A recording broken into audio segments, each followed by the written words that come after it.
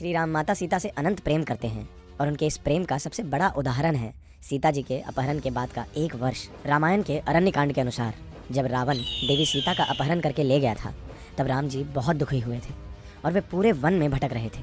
गुस्से में आकर श्री राम ने पूरे ब्रह्मांड में यह ऐलान किया था कि अगर मेरी सीता नहीं मिली तो मैं इस पूरे संसार का विनाश कर दूंगा। आखिरकार रावण का वध होने के बाद वो पल आ गया जिसका सभी को बेसब्री से इंतजार था, श्री राम और सीता जी का मिलन। लेकिन उस पल में कुछ ऐसी घटना हुई कि लक्ष्मण जी और हनुमान जी सहित सब लोग चौंक गए। जब माँ सीता श्री राम के सामने आई तो उन्होंने बड़े ही कठोर शब्दों में उनसे कहा कि वे सिर्फ अपने वंश की मर्यादा को कायम करने के लिए सीता जी को बचाने आए हैं।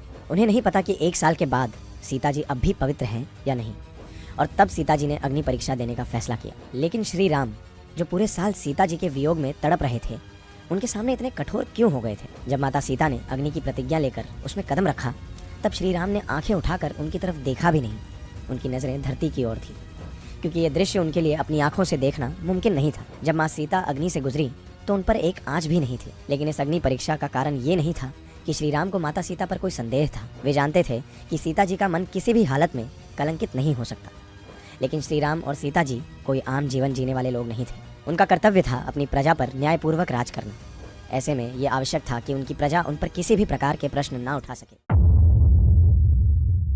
रामायण के उत्तरकांड के अनुसार 14 साल के वनवास के बाद श्री राम रावण को हराकर अपनी पत्नी माँ सीता और भाई लक्ष्मण के साथ अयोध्या लौटे और उन्होंने अयोध्या के राजा का पद स्वीकार किया और साथ ही माँ सीता अयोध्या की रानी बनी। लेकिन इसी घटना से जुड़ी एक प्रचलित कहानी के अनुसार अयोध्या के कुछ लोगों को माँ सीता का रानी बनना पसंद नहीं था, क्योंकि वो उन्हें अपवित्र समझ रहे थे। श्रीमद् भागवतम के 9वें सर्ग के 11वें अध्याय के अनुसार एक बार श्री राम भेष बदल कर अयोध्या में घूम रहे थे ताकि वो करीब से अपने लोगों की समस्या समझ सके। तब टहलते टहलते वो एक घर के पास जा पहुंचे जहां जोर जोर से झगड़े की आवाज आ रही थी। उन्होंने देखा कि एक आदमी अपनी पत्नी पर चिल्ला रहा था, तू पराये घर में रहकर आई है, मैं तुझे स्वीकार नहीं कर सकता। राम ने भले अपने पत्नी को स्वीकार किया हो, लेकिन मैं कोई राम नहीं।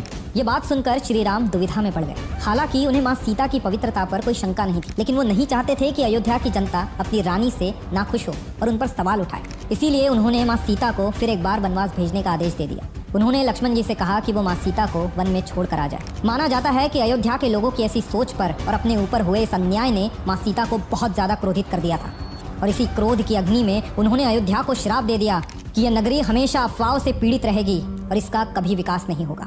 कहते हैं कि इसी वजह से कई राजाओं के राज करने के बाद भी अयोध्या को सदियों तक तबाही और संकटों का सामना करना पड़ा। पैरेलल यूनिवर्स एक ऐसा कॉन्सेप्ट जो नया नहीं है, बल्कि हमारे स्क्रिप्चर्स में इसका जिक्र कई बार किया गया है। एक बार जब श्री राम का इस धरती से जाने का समय आया तो वो जानते थे कि हनुमान जी यमराज को उन तक आने नहीं देंगे। इसलिए श्री राम ने अपनी अंगूठी को धरती की दरार से पाताल लोक में गिरा दिया। उन्होंने हनुमान जी से उसे वापस लाने को कहा। इस मिशन को पूरा करने के लिए हनुमान जी ने अपने शरीर को बहुत छोटा बना लिया और दरार में घुस गए। पराशर संहिता के चैप्टर 53-54 के अकॉर्डिंग हनुमान जी को वहाँ ढेर सारी अंगूठियों का पहाड़ मिला था। ये सारी अंगूठियाँ श्री राम की ही थी। इस कहानी के अकॉर्डिंग श्री राम का अपनी अंगूठी को नीचे गिराना और हनुमान जी से कहना कि उसे वापस लेकर आए, ये सिर्फ एक बार नहीं होता। ये इंसिडेंट बार बार होता आ रहा है और आगे भी होता रहेगा। जय श्री राम।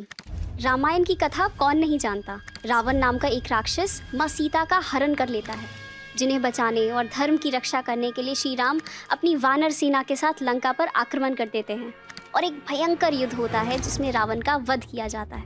और फाइनली श्री राम माँ सीता के साथ अयोध्या लौट आते हैं। रावण रामायण का एक भयानक राक्षस जो बहुत ज्ञानी, शक्तिशाली और बहुत ही अहंकारी था। इसी अहंकार, क्रोध और लालच के चलते उसने एक बार एक साधु के रूप में आकर छल से माँ सीता का हरण कर लिया।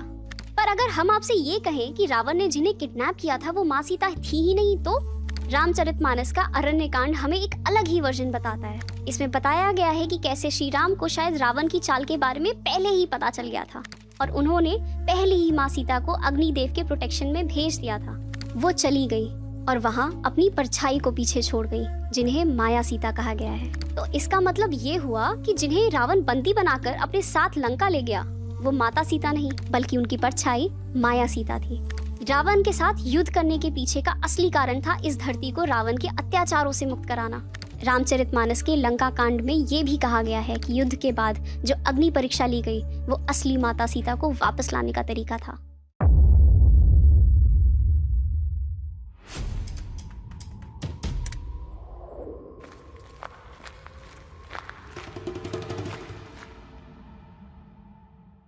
क्या आप जानते हैं कि श्री राम ने सिर्फ एक बाण चलाकर 14,000 असुरों का संहार किया था? वाल्मीकि रामायण के अनुसार श्री राम ने अपने वनवास के कई वर्ष पंचवटी गांव में बिताए थे। ये आज के महाराष्ट्र में स्थित नासिक शहर के पास है और इस गांव में स्थित कालाराम मंदिर का इतिहास भी रामायण से जुड़ा है। शूर्पणखा की कहानी तो हम सभी जानते हैं। रावण की बहन और दंडकारण्य में रहने वाली एक राक्षसी, जिसे दंड देते हुए लक्ष्मण जी ने उसकी नाक काट दी थी। वाल्मीकि रामायण के आरण्य कांड के अनुसार इस घटना के बाद खून से लथपथ शूर्पणखा क्रोध से चीखती चिल्लाती अपने भाई और दंडकारण्य के राजा खर के पास गई। अपनी बहन की ऐसी हालत देख उसके अपमान का बदला लेने के लिए खर और उसके भाई दुष्यंत और त्रिशिरा ने शूर्पणखा के साथ 14 असुरों को श्री राम पर हमला करने भेजा। लेकिन जब श्री राम ने उन सभी का वध कर दिया, तब डर से कांपते हुए शूर्पणखा फिर अपने भाइयों के पास आ गई। अहंकार में डूबे उसके भाइयों ने सोचा कि इस बार और भी ज्यादा असुरों को भेजकर वो श्री राम पर विजय हासिल कर सकते हैं और फिर वो तीनों 14,000 असुरों को साथ लेकर श्री राम का सामना करने आए। हजारों की संख्या में आए असुर सभी दिशाओं से श्री राम पर हमला करने लगे, लेकिन फिर श्री राम ने अपना गंधर्व अस्त्र निकाला और आसमान की ओर एक बाण छोड़ा। देखते ही देखते ये बाण हजारों बाणों में बदल गया और इससे पहले कि असुर कुछ समझ पाते, उन सभी 14,000 असुरों का वध हो गया। इसके बाद श्री राम ने खर, दुष्यंत और त्रिशिरा का भी वध कर दिया और दंडकारण्य असुर राज से मुक्त हो गया। माना जाता है कि जिस जगह ये घटना घटी थी वहीं आज पंचवटी का कालाराम मंदिर स्थित है। इस मंदिर में स्थापित श्री राम और माँ सीता की मूर्तियाँ काले रंग की हैं और इस मंदिर की इमारत को भी काले पत्थरों से ही बनाया गया है। श्री राम ने काल बनकर इन असुरों को मौत के घाट उतारा था और इसी के सम्मान में ये मंदिर बनाया गया।